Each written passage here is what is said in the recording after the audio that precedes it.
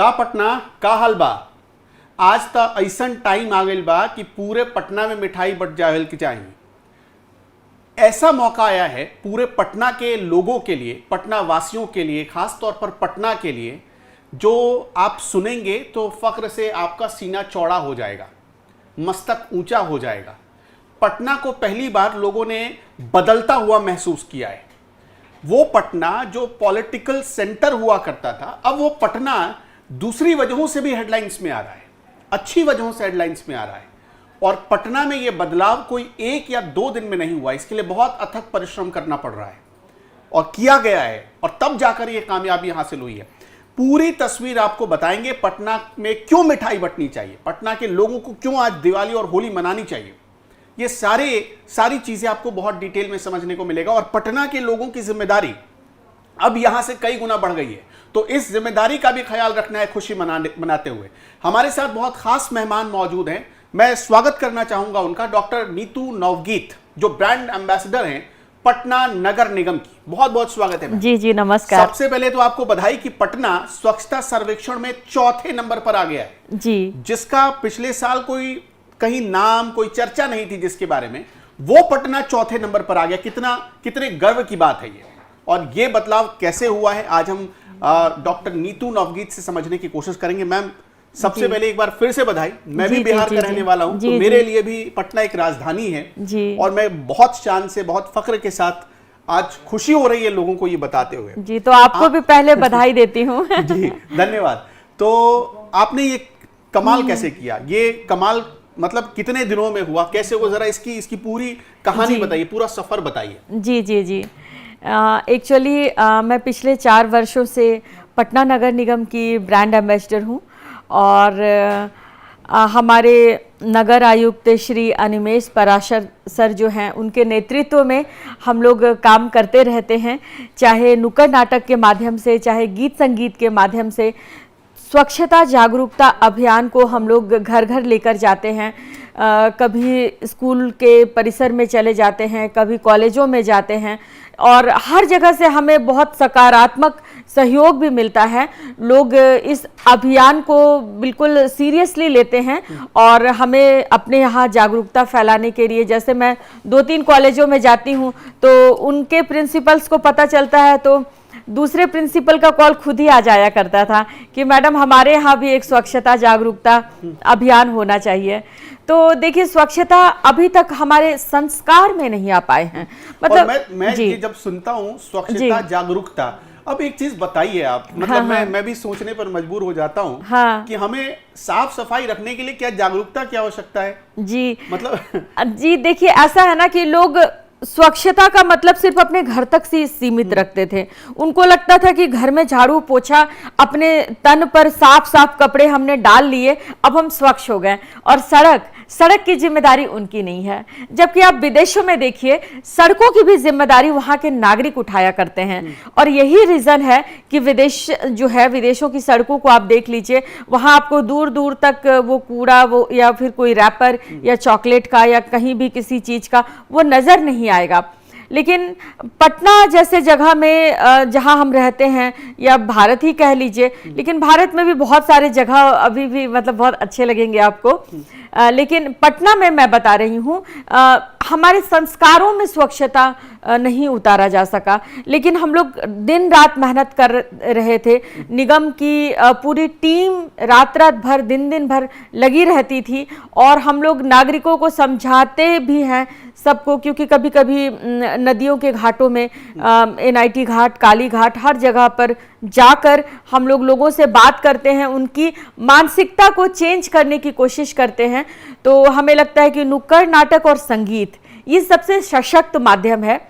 किसी भी आप उपदेशपरक रूप में किसी को समझाएंगे तो उपदेश सुनना आजकल किसी को अच्छा नहीं लगता है, या प्रवचन करना, तो लेकिन जब हम गाते हैं उसी चीज को तो वो मनोरंजक हो जाता है।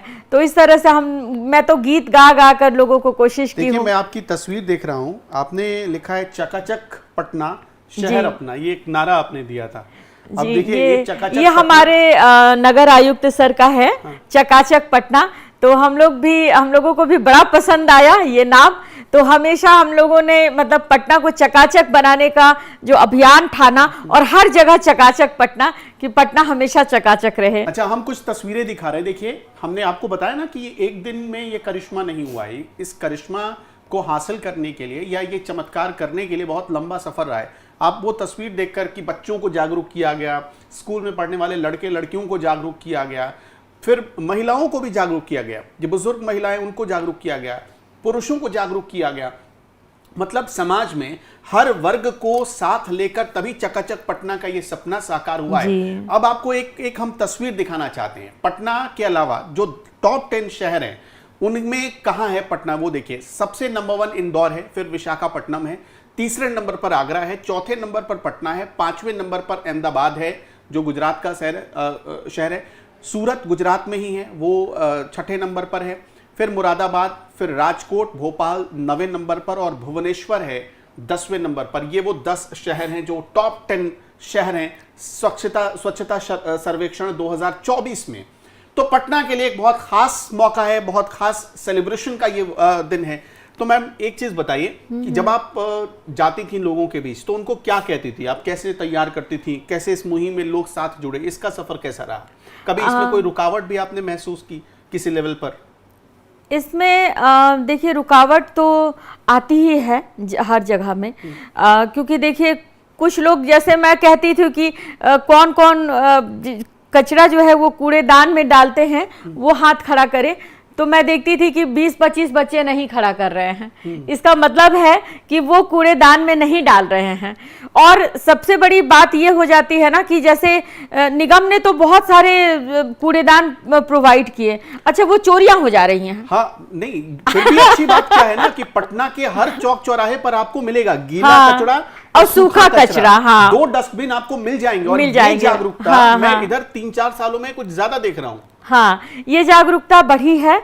और मतलब कूड़ेदान बहुत लोगों को फ्री में भी दिए जा रहे थे और हर कदम कदम पर लगाए जा रहे थे ताकि लोगों को असुविधा नहीं हो डस्टबिन खोजने के लिए। नहीं तो मतलब समस्या है कि आप अपने हाथ का रैपर कहाँ डाले, आपको नियरेस्ट प्लेस में अगर डस्टबिन ना दिखाई दे। तो अभी हर जगह जो है वो कूड़ेदान का बेहतर प्रबंध हो चुका है। और बच्चों से भी मैं बात की, क्योंकि बच्चों को समझाना बहुत अच्छा होता है और वो उनके संस्कार में फैमिली में इस बात मैसेज को प्रचार प्रसार करते हैं। कुछ बच्चे कहे कि मैं अपनी मम्मी को बहुत रोकता हूँ, नहीं मानती हैं, मैं क्या करूं। और मतलब जैसे हमें लगा कि ये लोग एकदम तत्पर हो गए हैं कि किस तरह से स्वच्छता को अपनाया जाए। देखिए जो हमारे सड़क है वो भी हमारी ही जवाबदेही है। तो इस पर भी पटना नगर निगम ने बहुत कार्य किया कि मेरा शहर मेरी जवाबदेही और मेरी सड़क वो भी मेरी जवाबदेही। तो लोग अपने घर तक ही सीमित हो जाते हैं, उनको लगता है कि घर को मंदिर बनाकर रखना है, पूजा पाठ होता है और सब होता है, लेकिन बाहर वो निगम की जिम्मेदारी है। लेकिन निगम भी एक बार तो साफ सफाई कर दे, लेकिन बाद में अगर नागरिक जागरूक नहीं होंगे तो कहीं भी कोई कुछ नहीं कर पाएगा। इसी तरह पैसा लगाती रह जाएगी। और दूसरी बात, थोड़ा पटना के लोगों में जागरूकता आई है, तारीफ करनी होगी पटना के लोगों की। और एक बात जानकर और आपको अच्छा लगेगा कि इस बार पटना के लोगों में हम ये क्यों कह रहे हैं कि जागरूकता आई है, बम्पर वोटिंग हुई है। स्वच्छता सर्वेक्षण जब चल रहा था तो लोगों ने बम्पर वोटिंग की है पटना को नंबर 4 पर लाने के लिए, तब जाकर पटना नंबर 4 पर आया है। मैम इसके लिए आपको फिर से एक बार बहुत बहुत बधाई। तो ये जो वोटिंग होती है ये इसका क्या पैरामीटर होता है, कैसे वोटिंग होती है, क्या होता है, कितने वोट पटना को मिले, ये थोड़ा डिटेल में बताइए। जैसे स्वच्छ सर्वेक्षण 2024 के लिए जब फीडबैक लेने मैं जाती थी तो एक QR कोड होता था। तो QR कोड को अपने मोबाइल से स्कैन करना पड़ता था कैमरे में जाकर, और उसके बाद 10 सवालों के जवाब मिलते थे, देने होते थे। तो 10 सवालों के क्या होते थे? 10 सवाल जैसे कि गाड़ी वाला कचरे वाला आपके घर आता है या नहीं आता है, इन्हीं मतलब आप सूखा कचरा गीला कचरा को अलग अलग करके देते हैं नहीं देते हैं, ये सब प्रश्न पूछे जाते हैं। तो उनके जवाब देने होते थे और बस वही रहता था। मतलब आप फिर आपने भाग ले लिया, आपने 10 सवालों के जवाब दे दिए तो आपने वो स्वच्छ सर्वेक्षण में भाग ले लिया। तो मैक्सिमम लोगों के पास हम जाते थे और गीत संगीत भी चलता रहता था और फीडबैक भी लोगों के लेती रहती थी। तो इस तरह से ये मेरी भूमिका थी। वैसे तो पूरा पटना नगर निगम अपनी टीम के साथ लगी ही हुई थी, क्योंकि हम लोगों ने बिल्कुल ठान लिया था कि इस बार तो भाई पटना को चमकाना है और चकाचक पटना को मतलब उतारना है। हाँ, मैं आपको पटना जब भी जाता हूँ तो 3-4 इलाकों में रहता हूँ, जाता हूँ, वहाँ मेरे कई सगे संबंधी भी रहते हैं, कुछ मित्र भी रहते हैं, उनके यहाँ भी जाना हो जाता है। जैसे फ्रेजर रोड, कंकड़बाग, कृष्णा नगर, इन इलाकों में जाता हूँ, बोरिंग रोड, तो इन इलाकों में जाता हूँ और हैरानी होती है कि जब हम पढ़ाई करने के लिए पटना में जाते थे तो कोई ऐसा शोर शराबा सुबह के वक्त नहीं होता था, लोग कचरा उठाते थे, फेंक देते। अब बकायदा गाड़ी आती है और म्यूजिक बजाती हुई, अलार्म बजाती हुई आती है और वो गाड़ी कचरा उठा कर ले जाती है। जो नहीं देते हैं उनको नॉक करती है, भाई साहब दे दो, आपके यहाँ है तो दे दो। ये देखा, तो ये बदलाव पटना के लिए अच्छा है, मतलब एक सुखद एहसास। हाँ, लोग इंतजार करते हैं कि गाड़ी आएगी और वो लोग तैयार रखते हैं सूखा कचरा, गीला कचरा कि अलग अलग करके वो दे रहे हैं। तो ये बहुत अच्छी बात है, ये बहुत शुभ संकेत कह लीजिए हम लोगों के लिए।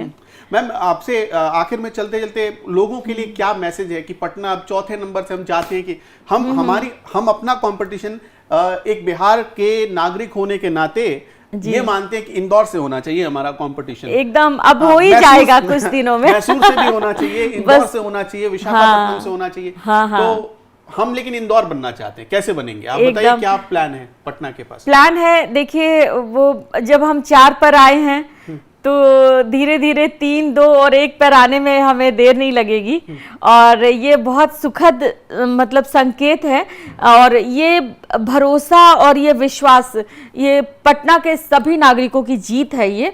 तो अब देखिए कि जब इतनी मतलब जैसे आत्मविश्वास तो बढ़ ही चुका है हमारा 4थे नंबर पे आने के बाद, तो अब वो दिन भी दूर नहीं जब हम 1 नंबर पर आ जाएंगे और इंदौर का मुकाबला कर लेंगे। तो बस इसी तरह से नागरिकों का, लोगों का हमें भरपूर साथ चाहिए। चलो पटना, तो अभी से रेडी हो जाओ आप। आपके लिए आज से एक टास्क, नया टास्क मैम ने दे दिया है और आपको समझ लीजिए कि पटना नगर निगम ने टास्क दे दिया है, आप इसे कैसे नंबर 1 पर लाते हैं, ये आपकी जिम्मेदारी है। लेकिन मैम आप थोड़ा बता दीजिए, आप जब लोगों को जागरूक करने जाती थी तो हमें ये पता है कि आप लोगों को सिंगिंग से कुछ मैसेज देती थी। हमारे पटना के लोगों ने अभी से, हम ये मान रहे हैं कि हमारे जो दर्शक हैं वो अभी से एक कसम खा रहे हैं कि वो पटना को नंबर 1 पर पहुंचाकर ही दम लेंगे। तो बताइए उनको कैसे जागरूक करेंगे आप? अब मैं 1-2 पंक्तियां गुनगुनाती हूँ।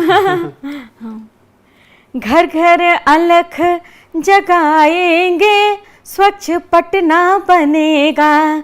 घर घर अलख जगाएंगे, स्वच्छ पटना बनेगा। पटना बनेगा अपना, पटना बनेगा।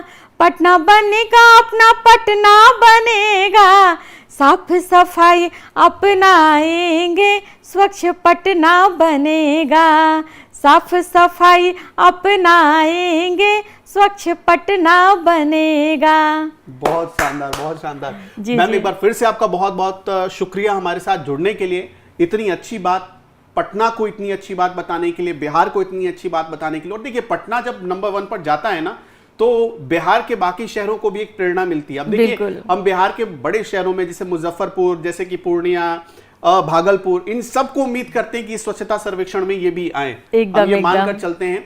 तो बिहार के शहर अब तैयारी करो आप अपने पटना से कंपटीशन करने के लिए, और पटना अब ये तैयारी करे इंदौर से कंपटीशन करने के लिए, एक हेल्दी कंपटीशन हो। एकदम एकदम एकदम सही बोल रहा हूँ? सही बात है, सभी राष्ट्रीय फलक पर आए और इस तरह से शहरों की भी पहचान बिहार की हो।